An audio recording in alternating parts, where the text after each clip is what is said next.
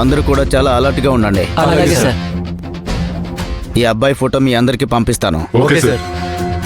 ఇతన్ని మాత్రం లోపలికి రాకుండా చూసుకోండి. ఈ మధ్యలో కొంతమంది ప్రేమలో విఫలమైపోయి మారువేషంలో కూడా వస్తున్నారు సార్. అలా కూడా జరగచ్చు. వచ్చిన వాళ్ళందరినీ చెక్ చేసి మరీ పంపించండి. వెళ్ళండి.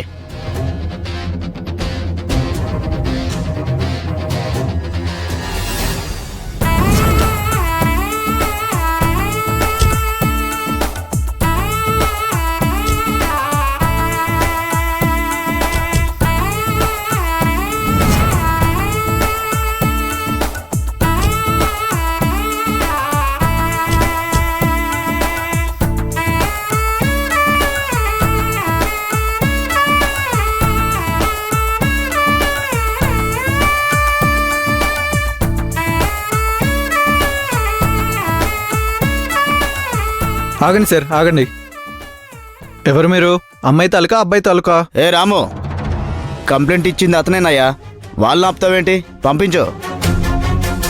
సారీ సార్, వెళ్ళండి.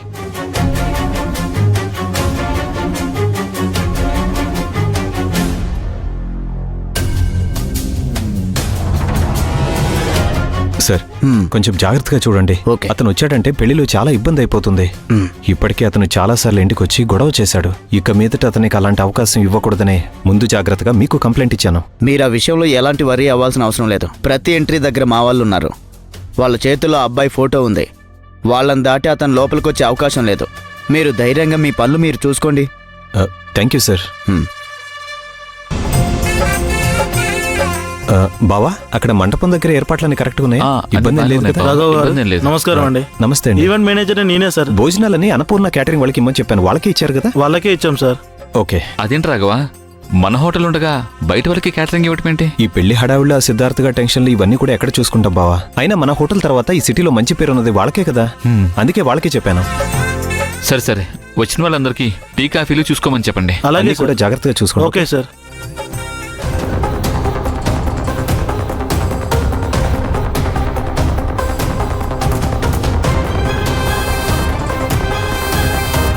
శౌర్య, చూసావా మీ అన్నయ్యలిద్దరూ కలిసి నీ పెళ్లి ఎంత గొప్పగా ఏర్పాటు చేశారో? నీ కళ్ళారా నువ్వే చూసావు కదా. నిజానికి మాలో ఎవరి పెళ్లి కూడా ఇంత ఘనంగా జరగలేదు.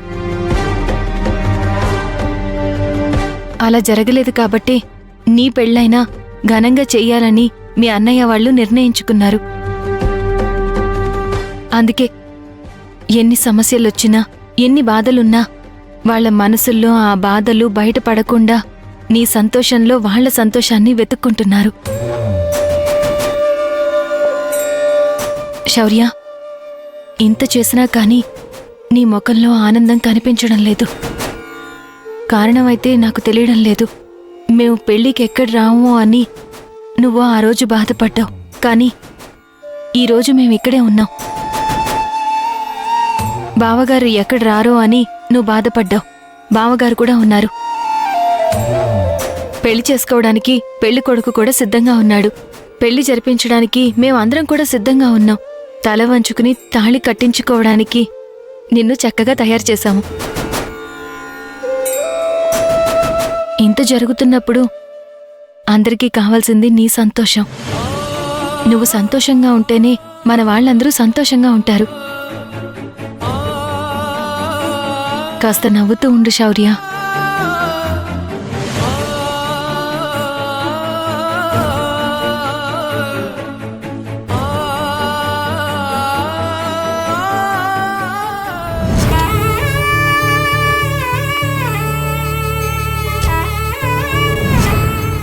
మేడం, ఆగండి. ఏంటి సార్ మమ్మల్ని ఆపారు?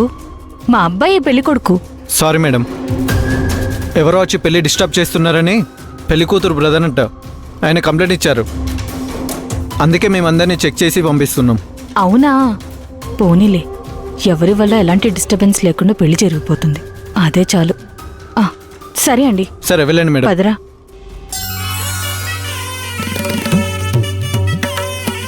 ఒక్క నిమిషం వదినా, హారతి ఇచ్చాక లోపలికి వెళ్దురు గాని.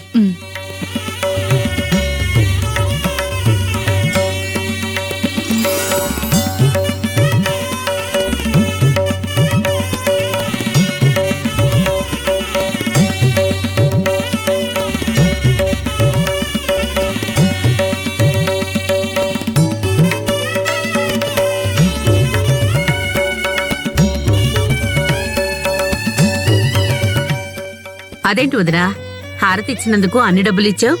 పెళ్లి శుభంగా జరగాలని హారతిచ్చినప్పుడు మన సంతోషం కోరుకున్న తను కూడా సంతోషంగా ఉండాలిగా వదినా.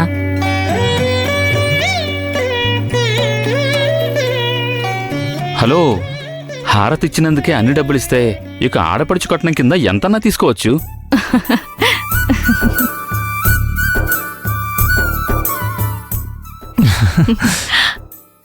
రండి, లోపలికి రండి. లోపలికి రండి. పదరా. పద. రా అరవింద్.